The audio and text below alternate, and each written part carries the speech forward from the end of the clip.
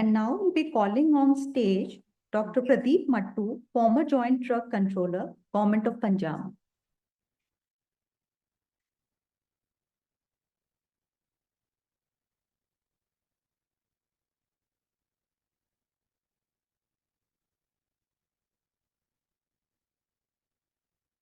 Respected Dr. Arun Panda ji, Madam Shakuntala ji, Amitabh ji और यहाँ पर सब उपस्थित बाकी स्टेटों से या सेंटर से आए हुए लोग, मैं डॉक्टर साहब के बारे में थोड़ा सा बताना चाहता हूँ कि ये इनिशिएटिव जब डॉक्टर पांडा जी जॉइंट सेक्रेटरी थे तो डॉक्टर साहब ने कई स्टेट्स में विजिट किया, लैब्स विजिट की, ऑफिसेज विजिट किए।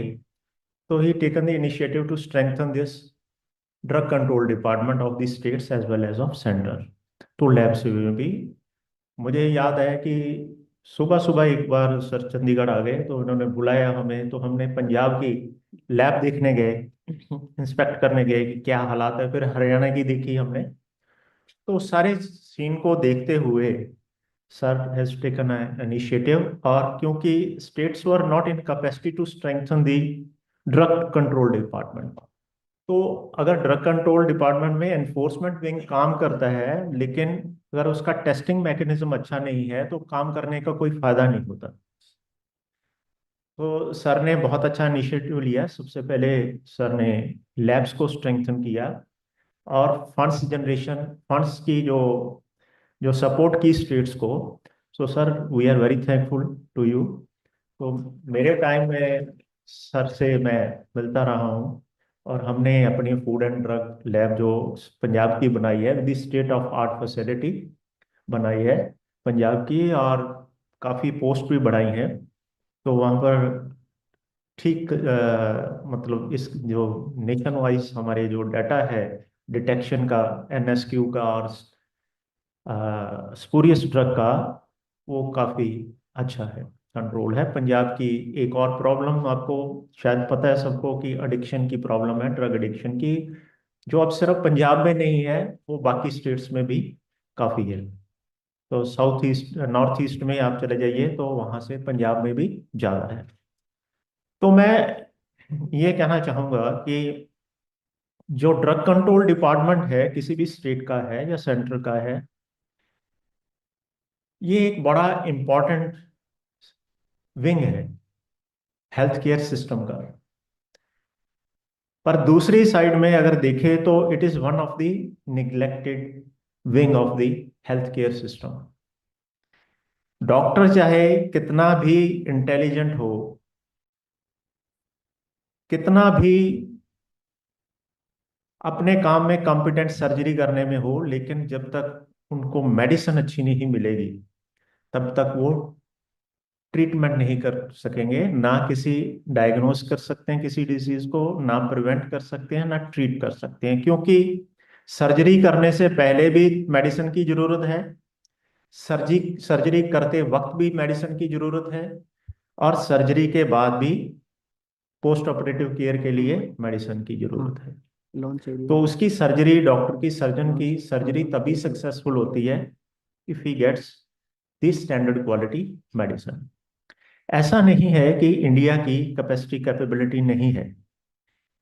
वर्ल्ड में इंडिया की मैन्युफैक्चरिंग की जो कैपेसिटी कैपेबिलिटी है वो सबसे ज़्यादा है, और that is to standard drugs, standard quality drugs at affordable rates. तो दिस इज द रीज़न कि हम इतनी कंट्री को एक्सपोर्ट कर रहे हैं। जो हमारे फार्मास्यूटिकल्स एक्सपोर्ट हो रही हैं 246 कंट्री को कर रहे हैं through out the world, and जो हमारे बायोलॉजिकल्स हैं वो लगभग 166 कंट्रीज को हम एक्सपोर्ट करते हैं। तो इसको स्ट्रेंथन करना क्यों जरूरी है? बिकॉज कि आप जाइए डिस्पैरिटीज कहाँ कहाँ है इसमें। स्ट्रेंथ लें अगर हम कहीं, ड्रग कंट्रोल एडमिनिस्ट्रेशन की स्ट्रेंथ हर स्टेट में जो है वो not in accordance to the और not in proportionate to the number of traders जो केमिस्ट शॉप्स हैं उनके मुताबिक नहीं है, कितने नर्सिंग होम है, कितने मैन्युफैक्चरिंग यूनिट हैं, कितने ब्लड बैंक्स हैं, that is not proportionate to that. So जो हमारे आज की डेट में ड्रग इंस्पेक्टर्स हैं, they are overburden with the work. जितना उनको काम करना, क्वालिटी वाइज काम करना चाहिए और जो इफेक्टिव वर्क करना चाहिए वो हो नहीं पाता है।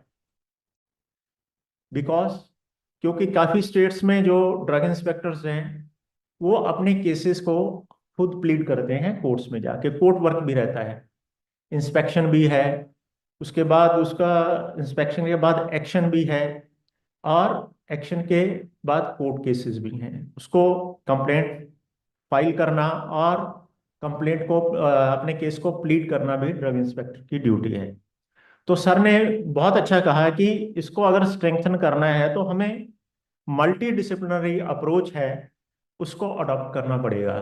और ये बिल्कुल सही बात है, क्योंकि अगर ड्रग इंस्पेक्टर एक कोर्ट में जाता है सुबह से लेकर शाम उसको उसी कोर्ट में ही हो जाती है, तो अगर केस को डिफेंड करने के लिए या कंप्लेंट फाइल करने के लिए लॉ ऑफिसर्स होंगे तो वही टाइम टेक्निकल काम करने के लिए ड्रग इंस्पेक्टर को मिलेगा।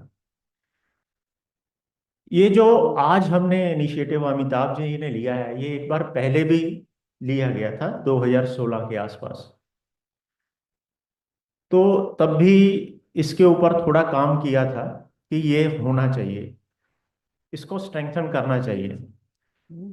जैसे अमिताभ जी ने एक रेज किया पॉइंट कि parliament will pass A bill, sir ने, अरुण पांडा सर ने कहा कि हमें स्टेट की जो है कंसेंट लेनी पड़ेगी। दिस इज वेरी राइट, क्योंकि कॉन्करेंट लिस्ट पे है drug and cosmetics act and it is a pre constitutional law. इसलिए हमें स्टेट को साथ में लेके चलना पड़ेगा, उनका कंसेंट लेके चलना पड़ेगा, ताकि इसको कैसे स्ट्रेंथन किया जाता है। बाकी इसके रेफरेंस के लिए हमारे पास दो कमेटीज की रिपोर्ट है, हाथी कमीशन की है और एक 2002 में मशेलकर कमेटी की है। तो इनको हमें एग्जामिन करके इसको सारा देख के उसके मुताबिक हमें स्ट्रेंथ जो है, कार्डर स्ट्रेंथ है, वो प्रपोज करना ड्राफ्ट में चाहिए।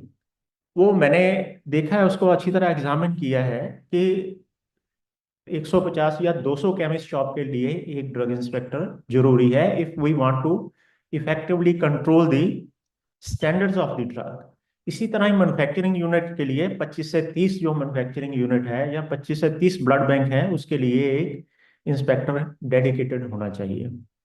तो जैसे डाटा अमिताभ जी ने भी कलेक्ट किया है, मेरे साथ इनका डिस्कशन हुआ, मैंने कहा कि आप एक डेटाबेस बनाओ, किस स्टेट में कितनी सैंक्शन पोस्ट है ड्रग इंस्पेक्टर की, असिस्टेंट ड्रग कंट्रोलर की, डिप्टी ड्रग कंट्रोलर है, ड्रग कंट्रोलर की, और उसके अगेंस्ट कितनी फिल्ड अप पोस्ट है और कितनी वेकेंट। क्योंकि स्टेट जो है, हेल्थ एक ऐसा सब्जेक्ट है, it is a state subject, कि बहुत सारी स्टेट हैं जो अब एक नया काम हो रहा है जो फ्री ऑफ कॉस्ट हर चीज मिलती है, free of cost medicine, free of cost diagnostic and free of cost ambulance, ये सारी चीजें हैं। और स्टेट के ऊपर बर्डन बहुत है, हेल्थ और एजुकेशन डिपार्टमेंट का, दो डिपार्टमेंट है जिसमें फ्री सर्विसेज देनी पड़ती। और इसको इफेक्टिवली कंट्रोल करने के लिए स्टेट के पास उतना इंफ्रास्ट्रक्चर नहीं है, lack of infrastructure. Then disparity कहाँ है? क्वालिफिकेशन एंड एक्सपीरियंस में। जब रिक्रूटमेंट होती है, अभी 3-4 दिन पहले एक स्टेट में इंटरव्यू चल रही थी सर्विस कमीशन में, तो मुझे फोन आया, हमारे सीडीएसई को कोई ऑफिसर, एक्स ऑफिसर वहाँ एज एक्सपर्ट गए हुए थे, कहने लगे जी ड्रग इंस्पेक्टर की क्वालिफिकेशन क्या है, उसमें ये 18 मंथ्स का एक्सपीरियंस मांग रहे हैं टेस्टिंग का या मैन्युफैक्चरिंग का, इज इट नेसेसरी? अगर एक्ट में देखा जाए तो ये नेसेसरी नहीं है, पर कुछ स्टेट में क्या है, सर्विस रूल्स में उन्होंने कईयों ने डाला है, लेकिन बाद जब वो एडवर्टाइजमेंट देते हैं उसकी तो उसमें एक्सपीरियंस डाल देते हैं। तो ये डिस्पैरिटी है। सेंटर में क्या है, गवर्नमेंट ऑफ इंडिया में वो वो भी एक्सपीरियंस लेते हैं, but that is subject to approval of the experience, उसका एक्सपीरियंस का अप्रूवल रहता है।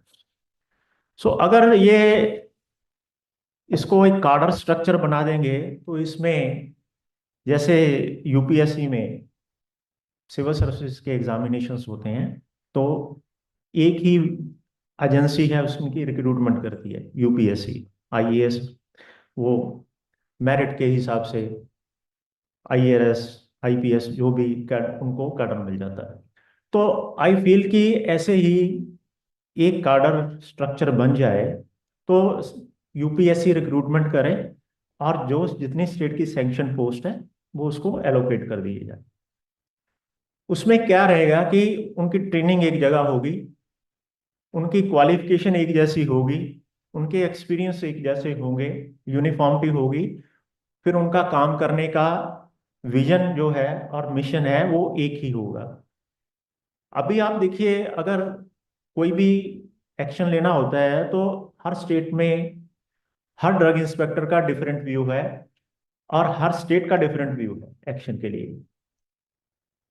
जैसे अभी गवर्नमेंट ऑफ इंडिया की गाइडलाइंस है, आप मैं एग्जांपल देता हूँ, एक ड्रग एंड कॉस्मेटिक्स में एक्शन टेकन गाइडलाइंस है in respect of spurious drugs. तो हर स्टेट में डिफरेंट है, कोई 85% से नीचे आ गया उसकी परसेंटेज कंटेंट की तो वो प्रोसिक्यूशन कर रही है कोई स्टेट, किसी में 40% आया तो वो छोड़ रहे हैं उसको। तो this is a big disparity. तो जो एक्शन है वो एक जैसे नहीं हो रहे, जिससे क्या है, मैन्युफैक्चरर है वो लिबर्टी लेते हैं उसकी। तो जब एक से एक कार्डर स्ट्रक्चर होगा तो उसमें सबका जो एक्शन है यूनिफॉर्मिटी होगी, उसमें एक्शन की काम करने में यूनिफॉर्मिटी होगी। भी किसी स्टेट में लाइसेंस इशू हो रहा है, वो अपने हिसाब से देखते हैं कि मैन्युफैक्चरिंग यूनिट में क्या फैसिलिटी है, क्या यूटिलिटी है। वही जब रिस्क बेस्ड इंस्पेक्शन होती है, सीडीएसयू आता है, वो उसका मैन्युफैक्चरिंग यूनिट बंद करवा देता है। So why it is happening, this is happening due to non uniformity. अगर यूनिफॉर्म होगा सब कुछ तो ये चीजें नहीं होगी। आज क्या है, मैन्युफैक्चरर कई स्टेट्स के हैं, वो गवर्नमेंट को अप्रोच कर रहे हैं, पॉलिटिशियंस को अप्रोच, नहीं जी हमारी फैक्ट्री बंद मत करो। अगर उसकी फैक्ट्री इस काबिल ही नहीं है कि चला सकें तो फिर वो बंद ही होगी। क्योंकि अगर ये नहीं होगा तो अभी आपने देखा होगा कि 2018 से लेके 2021-22 तक कुछ मेडिसिन एक्सपोर्ट हुई थी, कफ सिरप्स या पीडियाट्रिक सिरप्स, जिसमें इम्प्योरिटीज के कारण बच्चों की डेथ हो गई। डाइथिलीन ग्लाइकोल टॉक्सिक इम्प्योरिटी थी उसमें, प्रोपिलीन ग्लाइकोल टेस्ट नहीं हुआ, इंडस्ट्रियल प्रोपिलीन ग्लाइकोल आ गई या कमर्शियल आ गई, that was not of pharmaceutical grade. वो यूज हुई चीप रेट पे, कफ सिरप चले गए, सिरप्स चले गए, वहां जब कंज्यूम हुए तो बच्चों की डेथ हो गई इस टॉक्सिसिटी के कारण। ये यही नहीं हुआ, हमारी कंट्री में भी हुए हैं कई जगह, जम्मू कश्मीर में भी 8 बच्चों की डेथ हुई थी ऐसी चीजों में। सो ये बहुत जरूरी है। फिर दूसरा क्या है, स्केल एंड स्टेटस में फर्क है, स्टेट टू स्टेट, स्ट्रक्चर में फर्क है स्टेट टू स्टेट। एनफोर्समेंट का सर ने बता दिया, टेस्टिंग मैकेनिज्म। अब क्या है कि लैब्स कई जगह स्टेट में बहुत पुअर इंफ्रास्ट्रक्चर है, they don't have a benchmark to test the samples.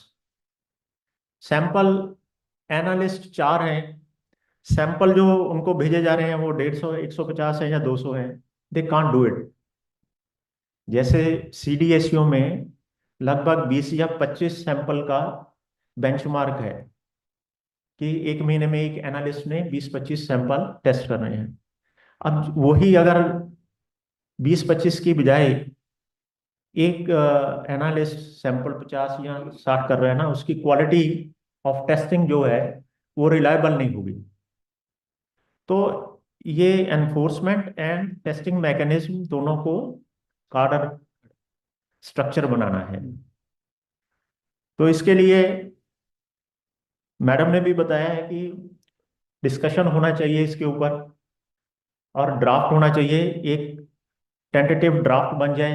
Draft बनने के बाद एक डिस्कशन हो। हमारे पास काफ़ी एक्सपीरियंस्ड अथॉरिटीज बैठे हैं, डॉक्टर पांडा जी, मैडम शकुंतला जी, इनकी हम सपोर्ट ले सकते हैं। और अगर हमारे पास वाकई ये कैडर स्ट्रक्चर होगा, हमें जो दो प्रॉब्लम्स अब हमारे कंट्री में चल रही हैं, एंटी माइक्रोबियल रेजिस्टेंस की और दूसरा एडिक्शन की, तो इसको भी हम कंट्रोल कर सकेंगे। अभी बहुत सारे फील्ड जो निग्लेक्टेड है, अभी हम सिर्फ फार्मा के ऊपर जितना ड्रग रेगुलेटरी है सारी स्टेट्स का और सीडीएसओ है, we are working only on human drugs. Veterinary segment बहुत बड़ा है, we are not touching the veterinary segment, that is being neglected. उसके बाद आपका कॉस्मेटिक सेगमेंट है, बहुत बड़ा है, बहुत एक्सपोर्ट होती है, that is again totally neglected. Time नहीं है ह्यूमन ड्रग्स के लिए, भी पूरा टाइम नहीं मिलता। इसी तरह मेडिकल डिवाइसेस हैं। सो ये 3,000 पोस्ट से काम नहीं चलने वाला है।